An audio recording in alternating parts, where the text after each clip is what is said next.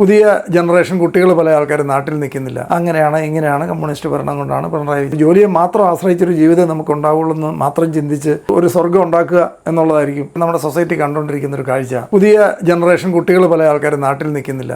മിക്കവാറും എല്ലാ കുട്ടികളും പഠിക്കാനായിട്ട് പണ്ട് ഒരുപക്ഷെ തമിഴ്നാട്ടിലേക്കും കർണാടകയിലേക്കും ഒക്കെ ആയിരുന്നു മാക്സിമം ഒരാൾ പഠിക്കാൻ പോയിരുന്നത്. ആ സ്ഥാനത്തേക്ക് മറ്റ് യൂറോപ്യൻ രാജ്യങ്ങളും ഒക്കെ ആ ലെവലിലേക്ക് വന്നു. കാരണം കുട്ടികളെല്ലാം ഒരു +2 വരെയൊക്കെ ഇവിടെ എങ്ങനെയും നിന്ന് കഴിഞ്ഞാൽ ഉടനെ തന്നെ പഠിക്കാനായിട്ട് പുറത്തേക്ക് പോവുക. ചോദിക്കുവാണെങ്കിൽ പ്രത്യേകിച്ചില്ല എനിക്ക് അവിടെ പഠിക്കണം എന്നാണ് പറയുന്നത്. പ്രത്യേകിച്ച് എന്തിനാണ് അല്ലെ ഏത് പ്രൊഫഷനാണെന്ന് പോലും തീരുമാനം എടുക്കാതെ അത്തെ ആൾക്കാർ പോലും കുട്ടികൾ പറയുന്നത് എനിക്ക് പോകണം, എൻ്റെ കൂട്ടുകാരൊക്കെ പോയിരിക്കുകയാണ്, അവരുടെ കൂടെ എനിക്ക് പോകണം എന്നാണ് മിക്കവാറും ആൾക്കാർ പേരൻസ് ഒക്കെ തന്നെ പറയാറുണ്ട്. ഇന്ന് നമ്മൾ കേരളത്തിൽ കണ്ടുകൊണ്ടിരിക്കുന്ന കാഴ്ചയും അത് തന്നെയാണ്. കാരണം കുട്ടികൾ അവിടെ പഠിക്കാനാണെന്ന് പറഞ്ഞു പോകുന്നു, അതിനുശേഷം മിക്കവാറും അവിടെ സെറ്റിലാവുന്നു. ഇതാണ് നമ്മൾ കണ്ടുകൊണ്ടിരിക്കുന്ന കാഴ്ച. ഇവിടെ ഇഷ്ടംപോലെ ആൾക്കാർ പ്രായമുള്ളവർ മാത്രം അവശേഷിക്കുന്ന ഒരു നാടായിട്ട് വരുന്നു എന്നൊക്കെ പൊതുവെ ചർച്ചകളൊക്കെ നമ്മൾ കേട്ടുകൊണ്ടിരിക്കുന്നത്. നമ്മൾ സോഷ്യൽ മീഡിയയിലൊക്കെ കേൾക്കാറുണ്ട്, കേരളത്തിലെ അവസ്ഥ ഇതാണ്, കേരളത്തിൻ്റെ ഭരണം കൊണ്ടാണ്, അങ്ങനെയാണ് ഇങ്ങനെയാണ്, കമ്മ്യൂണിസ്റ്റ് ഭരണം കൊണ്ടാണ്, പിണറായി വിജയൻ കൊണ്ടാണ്, ഇങ്ങനെയൊക്കെ പറഞ്ഞ് ധാരാളം കമൻറ്റുകൾ ഇഷ്ടംപോലെ നമ്മൾ കാണാറുണ്ട്. ശരിക്കും പറഞ്ഞു കഴിഞ്ഞാൽ കേരളത്തിന് മാത്രമല്ല, കേരളവും ആന്ധ്രയും ഗുജറാത്തും പഞ്ചാബും ഈ 4 സ്റ്റേറ്റാണ് ഇന്ത്യയിൽ ഏറ്റവും കൂടുതൽ NRI പോപ്പുലേഷനുള്ളത്. ഈ 4 സ്റ്റേറ്റിൽ നിന്നാണ് ഏറ്റവും കൂടുതൽ ആൾക്കാർ പുറത്തു പോകുന്നത്. കേരളം പോലെ തന്നെയാണ് പഞ്ചാബിലും ഒക്കെ വിജനമായ വീടുകളും വിജനമായ ആയിരക്കണക്കിന് സ്ക്വയർ ഫീറ്റ് സൈസുള്ള വീടുകളൊക്കെ പൂട്ടിയിട്ടിരിക്കുന്നത് കാണാൻ പറ്റും. അവർ ആരും തന്നെ നാട്ടിലില്ല. ഈ 4 സ്റ്റേറ്റിൽ നിന്നാണ് ഏറ്റവും കൂടുതൽ ആൾക്കാർ പോയിട്ടുള്ളത്.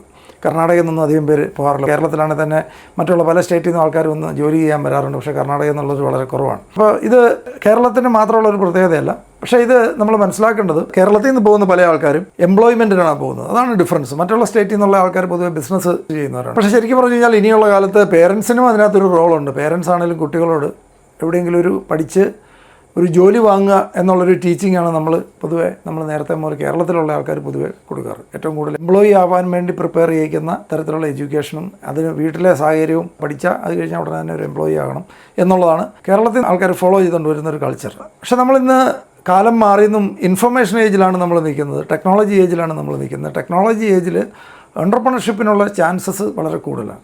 ഓൺട്രപ്രണർഷിപ്പ് ആണ് ടെക്നോളജിയുടെ കാലത്ത് ഏറ്റവും കൂടുതൽ സാധ്യതയുള്ളത്. ഇപ്പോൾ കുട്ടികളോട് എങ്ങനെയും ജോലി വാങ്ങണം എന്ന് പറയുന്നതിന് പകരം ജോലി കൊടുക്കണം എന്ന് പറഞ്ഞ് തുടങ്ങേണ്ട സമയം അതിക്രമിച്ചിരിക്കുന്നു എന്നുള്ളതാണ് സത്യം.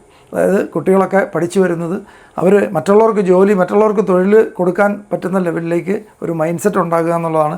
അത് പേരൻസിൻ്റെ ഭാഗത്തുനിന്ന് വരേണ്ട ചേഞ്ചാണ്, കുട്ടികളുടെ മാത്രമല്ല പേരൻസിൻ്റെ ഭാഗത്തുനിന്നൂടെ ഉണ്ടാവേണ്ട ഒരു ചേഞ്ചാണ്. കേരളത്തിനെക്കുറിച്ചൊക്കെ പലതരത്തിലുള്ള കുറ്റങ്ങളൊക്കെ പറയുന്ന സമയത്തും ഒരു കാര്യം നമ്മൾ മനസ്സിലാക്കണം. കേരളത്തിലാണ് ശരിക്കും പറഞ്ഞാൽ സ്റ്റാർട്ടപ്പ് മിഷനൊക്കെ ഇത്രമാത്രം സപ്പോർട്ട് ഒരു ഓൺട്രപ്രണർ ആവാൻ വരുന്ന ആൾക്കാർക്ക് കൊടുക്കുന്നത് കേരളത്തിലാണ്. പക്ഷേ പല ആൾക്കാർക്കും അറിയില്ല. നമ്മൾ പലപ്പോഴും നമ്മളിതിനെക്കുറിച്ചൊക്കെ കുറ്റം പറയുമ്പോഴും പോസിറ്റീവായിട്ടുള്ള ഒത്തിരി കാര്യങ്ങളോട് നടക്കുന്നുണ്ട്, പലരും അറിയുന്നില്ലെന്ന് മാത്രമേ ഉള്ളൂ. അതിനുവേണ്ടി വരുന്ന ഫുൾ സപ്പോർട്ട് കൊടുക്കാനായിട്ട് തയ്യാറായിട്ടാണ് ഇവിടെ ഗവൺമെൻറ് നിൽക്കുന്നതെങ്കിൽ പോലും അത് അറിയാവുന്നൊരു കുറവ്, പ്രയോജനപ്പെടുത്തുന്നൊരു കുറവാണെന്നുള്ളതാണ്. അതിന് ഫണ്ടിങ് കിട്ടാനും ഒക്കെ പ്രോപ്പറായിട്ടുള്ള ഗൈഡൻസ് തരാനും ഒക്കെ ഇതിനിടയ്ക്ക് ഇഷ്ടംപോലെ ഓപ്പർച്യൂണിറ്റികൾ ഇവിടെ വന്നു പോകുന്നുണ്ട്.